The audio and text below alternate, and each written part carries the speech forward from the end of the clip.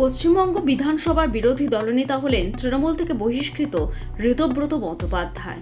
নতুন বিরোধী দলনেতার জন্য বিধানসভা ঘর খুলে দেওয়া হয়েছে, চাবি দিলেন স্বয়ং স্পিকার রথীন্দ্র বসু। তৃণমূলের ৮০ বিধায়কের মধ্যে ৬০ বিধায়ক ঋতব্রতকে বিরোধী দলনেতা করার প্রস্তাবে সম্মতি জানিয়েছেন।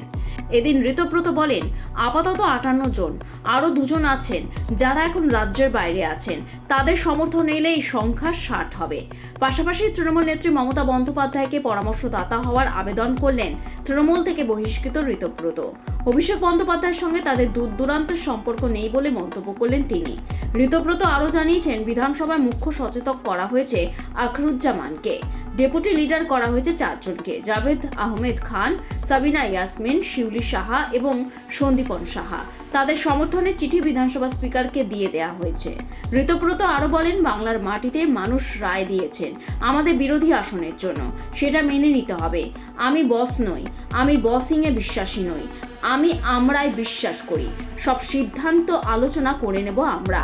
কিন্তু এটা গোটাটা একটা ৫৮ জনের টিম। আপাতত আজকে পর্যন্ত এটা ৫৮ জন তৃণমূল কংগ্রেসের প্রতীকে নির্বাচিত ৫৮ জন বিধায়ক। সেই ৫৮ জন বিধায়কের এটা টিম এই বিধানসভার অষ্টাদশ পশ্চিমবঙ্গ বিধানসভার প্রিন্সিপাল অপোজিশন। আমি বলছি আপাতত এই জন্যে, কেননা আমি আরও ২ জন আছেন যারা এই মুহূর্তে এখানে নেই, রাজ্যের বাইরে আছেন, তারা তাদের যে বক্তব্য সেটা জানিয়ে দেবেন। ৬০ হবে, সেই ২ জনের সম্মতি যেহেতু আছে তাই আমি ৬০ বললাম।